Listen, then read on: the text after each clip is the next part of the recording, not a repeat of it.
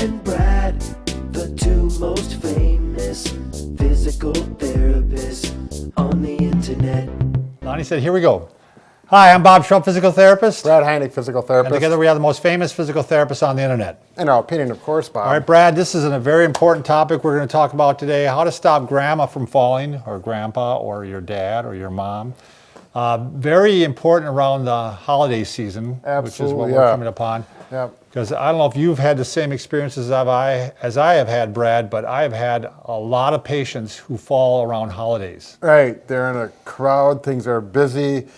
Things are on the floor that may not be. People have their legs out that they're not watching for. They're talking to Sister Susie and Aunt They're Bobby. arguing with Brother John. Political problems. Yep, exactly. And I mean, my mother-in-law fell last Christmas. Luckily, she didn't get hurt, but they're very distracted, you know, and they're not used to, and they're moving fast and they're trying to do things. And so anyway, one of the first suggestions we're going to make is that you kind of keep that in mind this coming holidays, and that you maybe even assign someone to kind of keep an eye on them. Right, right. And that's kind of what we do with my mom. Like, okay, if she's going to move, someone's assigned to her to be with her. So not a small thing. I just had that experience yesterday with my mother. And actually, I'm going to show what a device that's going to help her out. Okay, good. And that's the next thing is you want to make sure that they have the proper walking device.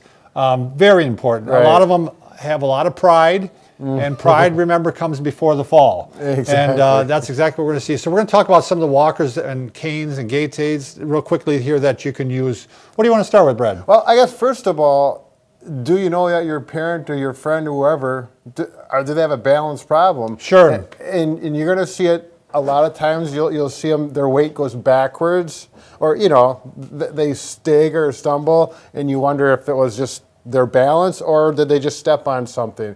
But if you're seeing any of that, I think two things you can look for, Brad, that are quite common. One, you could maybe even have them hold on to their belt and have them stand with their feet together. Sure. And if they can't do that and they start losing their balance real quick, that's a sign. Right. The other sign is watch them walk.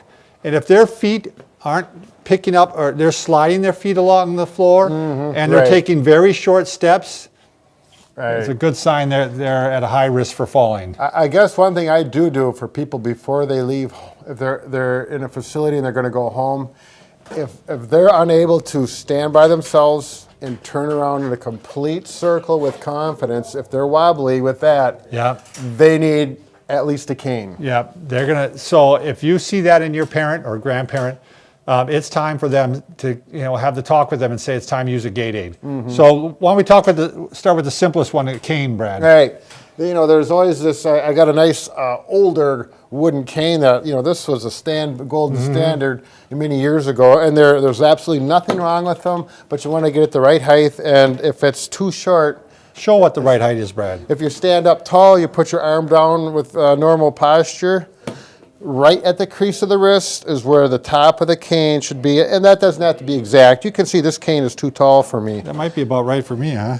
Oh, it's a little short for me. See, it's not reaching my wrist. Right, it needs to be the crease.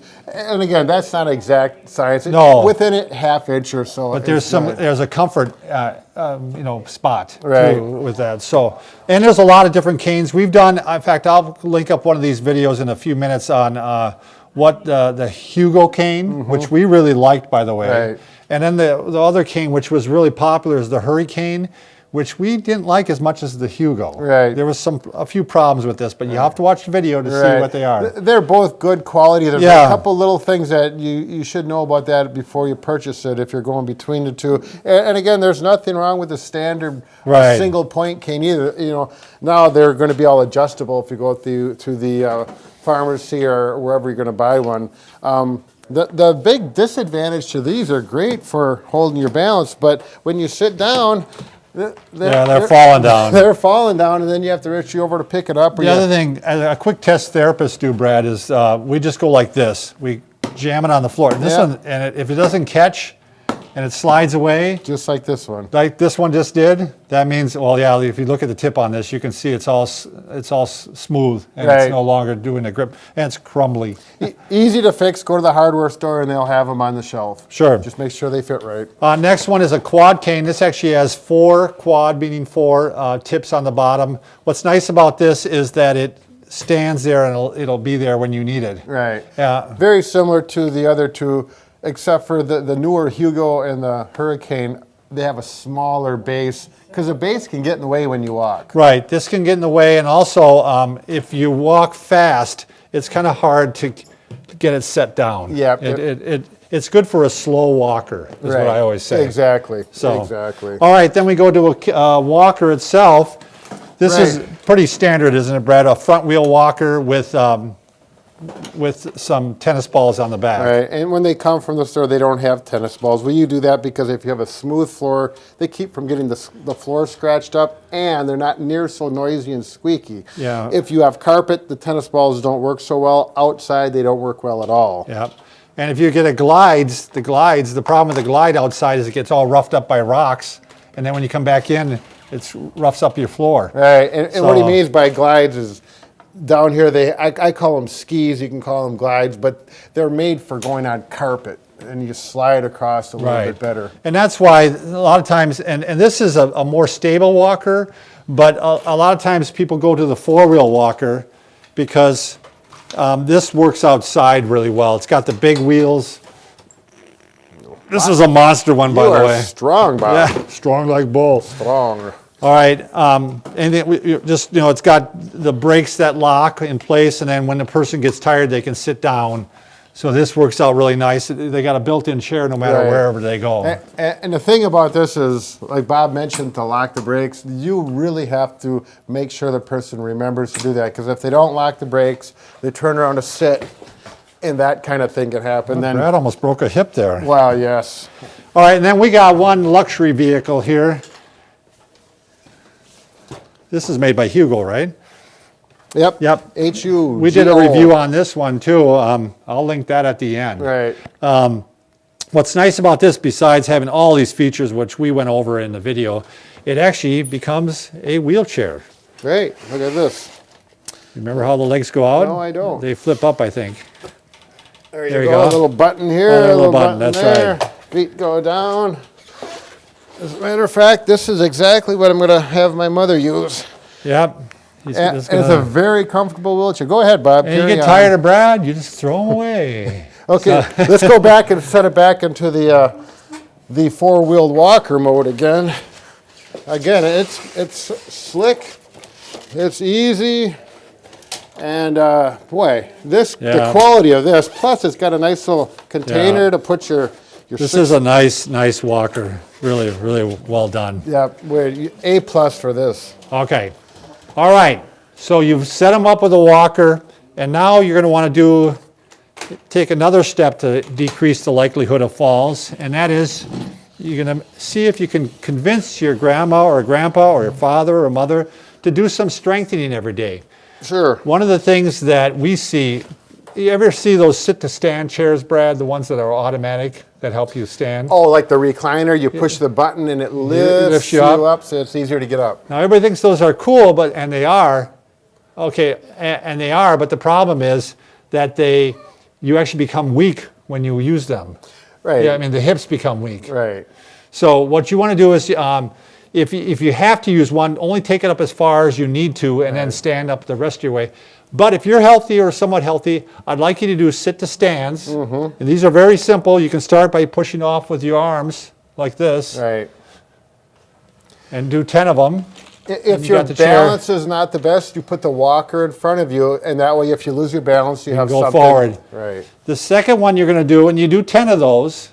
I'd like to see you doing those 10 every day. Yep. The second one you're going to do is to strengthen the side of the hip. A lot of your balance comes from your hip spread. Right. So you're going to go out to the side, and you're going to just bring your leg out to the side like this while you're holding on securely to the either a countertop or to a chair. Right. A lot of times, therapists will say, go in the kitchen where the sink is so you can wrap your fingers around the sink. It's very solid, and you'll have good stability. Well, make sure one thing is that you're not doing this Right. when you're doing your legs up. You're keeping nice and straight up, and you're going to go out to the side like this. Right. Lonnie, were you giving us a 9-minute sign, or were you giving us a 10-minute sign, a 5-minute sign? 8 minutes. 8 minutes, okay. None of those. So, Bob, there's one thing I wanted to bring up because I know people are going to comment on this. They're going to say, what about the walker that doesn't have any wheels on it? You know, they're just four prongs, if you will. And there's really nothing wrong with them, but they're good for putting weight through. But when you walk, you have to go clunk. And if you have a hip injury or a pretty severe injury where you're not going to walk much distance and there's no weight bearing, those actually can be the best thing. But I would say 95% of the time we use the ones with the wheels, because once you start to use them and get used to it, people think they're going to slip away, but if you they don't. If you put the pressure down, which is the way you normally do, they hold in fine. Well, the other thing is every time you pick up the walker, you have a chance for losing your balance. Right. You know, so and back issues. Right, exactly. So, the other thing you can do is there are checklists that you can go through your house and find all these things that are possibly wrong.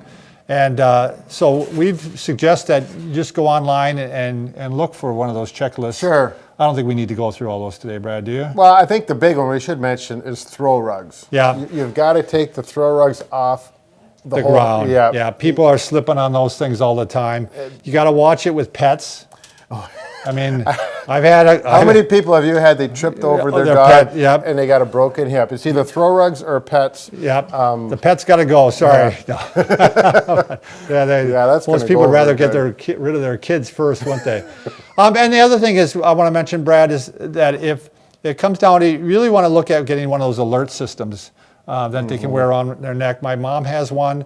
They also have the advanced kind now, Brad, that actually will go off automatically if a person falls. Okay. And I think we should go. Some people may not be aware of what the alert system is. It's if you fall, it's a medic alert system. It's either on your wrist or around your neck. If you fall, you push it, and it goes through the air. It's a radio system. And there's where I am, it goes to the neighbor, it goes to one or two people, and they can come over and check. But if they're not home, it'll end up going to a central system. Right. Yeah. And then they'll send the police over or whoever. Or call. Right. They'll try calling first. Right. So this automatic alert system, Brad, it's a little larger unit, but it seems to be able to distinguish between a fall and even if you drop it, it seems to know the difference. Sure. And so technology is amazing because a lot of times if you fall and you get knocked out, you're not going to be able to call somebody. Exactly. Or confused, whatever. So again, there's checklists online that you can go through your house and look for what things, like putting light switches that glow, and there's actually toilets that glow now too. Did you see that on Shark Tank? That wouldn't surprise me. So, all right, thanks for watching, and please subscribe if you haven't already. Be safe.